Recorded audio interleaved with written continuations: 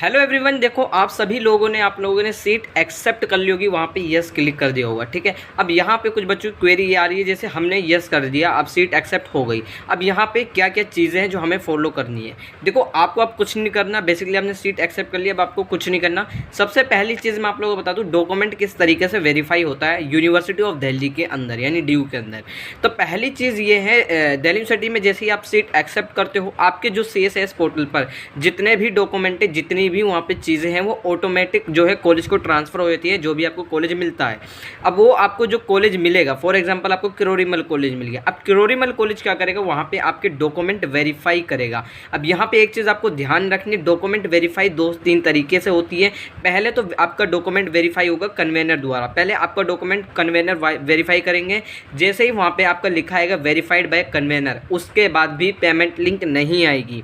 उसके बाद आपका होगा यहाँ पे अप्रूव्ड बाय प्रिंसिपल। जैसे ही आपका प्रिंसिपल द्वारा अप्रूव्ड हो जाता है, आपका डॉक्यूमेंट वेरिफिकेशन कंप्लीट हो जाता है। ठीक है, तो 2 स्टेजेस है, पहले तो डॉक्यूमेंट वेरिफिकेशन कन्वेनर करता है, फिर उसके बाद यहाँ पे अप्रूव्ड बाय प्रिंसिपल आ जाता है। देन उसके बाद 10 से 15 मिनट बाद या 1 घंटे बाद या 2-3 घंटे बाद, जो भी टाइम लगे, उस टाइम लिमिट के बाद आप लोगों के पास पेमेंट लिंक जनरेट होकर आ जाती है। अब ये चीज़ आपको ध्यान रखनी है, जो पेमेंट लिंक है, ये जो आपकी पेमेंट है, वो उतनी ही पेमेंट शो करेगा जितनी आपको पे करनी है। ऐसा नहीं कि उसमें कम ज़्यादा है। ठीक है, उतनी ही पेमेंट आपको शो करेगा जो बेसिकली कोर्स की फ़ीस होती है। तो सीट एक्सेप्ट करने के बाद आपका डॉक्यूमेंट वेरिफिकेशन होगा, जैसे ही पेमेंट का लिंक आ जाएगा, आप पेमेंट कर सकते हो जो टाइम पीरियड दे रखा है। ठीक है, तो ये एक छोटी सी चीज़ थी। बाकी अगर आपकी कोई क्वेरी है तो आप मुझसे इंस्टाग्राम पर पूछ सकते हो। इंस्टा ID का लिंक मैंने डिस्क्रिप्शन में दे रखा है।